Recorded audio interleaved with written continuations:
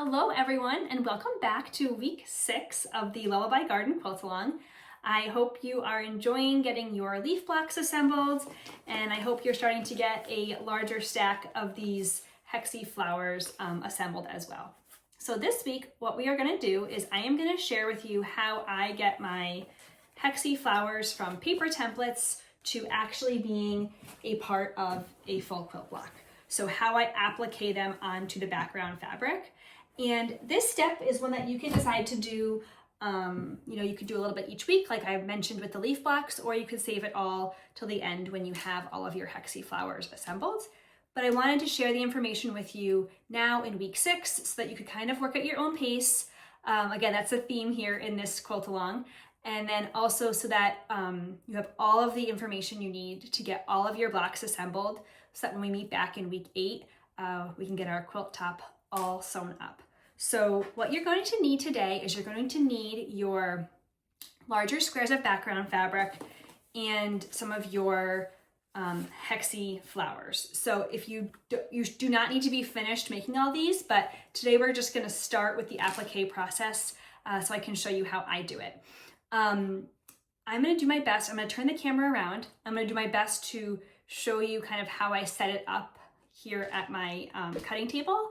And then I'm going to bring my camera over to my sewing machine. I don't have the best angle, but I will do my best to show you exactly how I set it up on my sewing machine and what it looks like when I'm doing the applique portion. So let's turn the camera around and we'll get set up.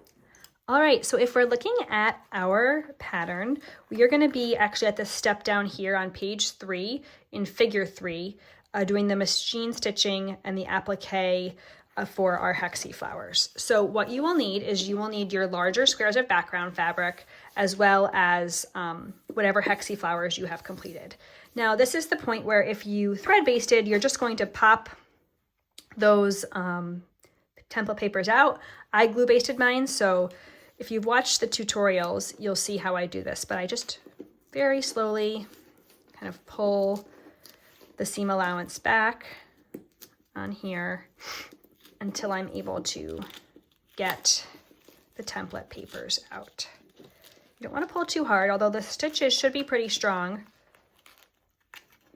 And if your seam allowance gets kind of, messed up in this way, don't worry, we're going to press that down in just a minute. So I'll go ahead and I'm going to take all of my template papers out, one by one.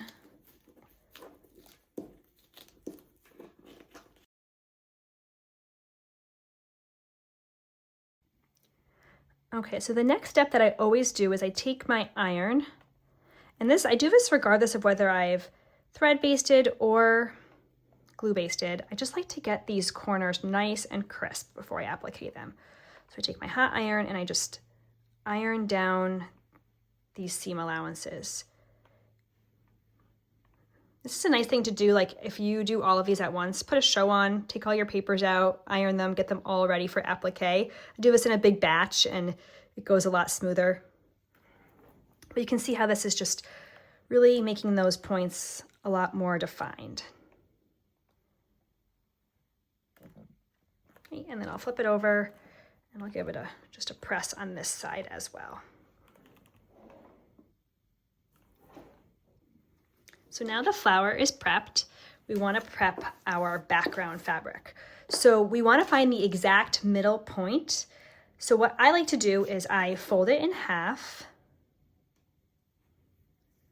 just like that. And I use this little rolling tool. You can just use your finger. You could use a little bit of an iron. Just want to make a crease right there around the center. And then I'm going to do the same thing the other way.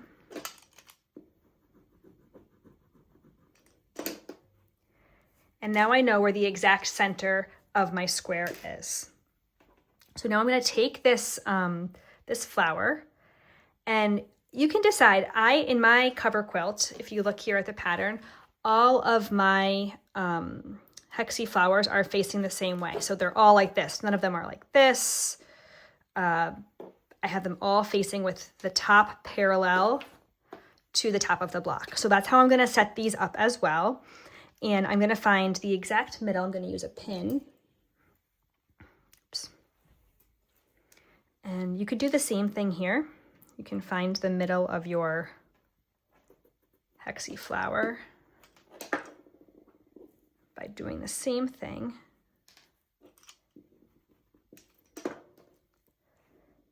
And so there's the middle of that, and there is the middle of that. So I'm gonna pin that on together.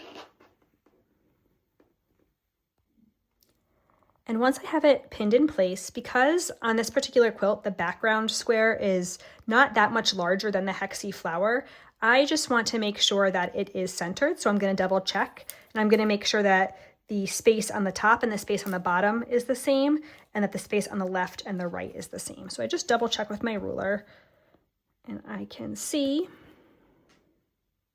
that those two are good, and those two are good. So we are all set. We're gonna bring this over to the machine, and I am gonna do my best to get you a good view and show you how I machine applique this hexie flower to the background. So once I bring my block over to my machine, on my machine, I have it set on the very slowest setting as possible. That really helps us because we're gonna stay as close to the edge as we can. So going slow is definitely best. So I'm going to lower my presser foot. I'm not sure how well you can see from your angle, but I am as close to the edge as I can. I'd say it's even less than 1/8 of an inch. And I'm going to manually lower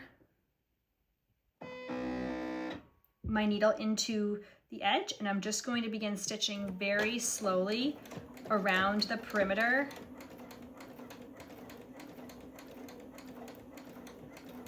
Now, if yours is, if your seam allowance, or if you're stitching and you end up being a little bit further in, that is fine. You have 1/4 of an inch about to play with. So just go nice and slow all the way around the perimeter. All right, so here's a little bit of a better look, I hope, at what I'm doing. So I have going nice and slow just to the edge.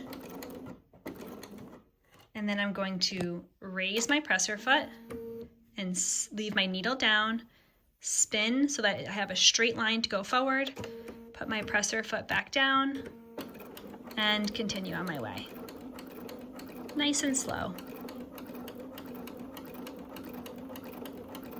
And I'll do the same thing when I get to this corner. Go right to the edge, give it a spin, continue on my way, and do that all the way around. Okay, so there we have it. Your hexie block is done. Take your pin out, and you are going to do this for all of your hexie flowers. And so once you have all of your hexie flowers appliqued onto background squares and all of your leaf blocks done, then I'm going to meet you back here in the week 8 video where we are going to talk about assembling our quilt top.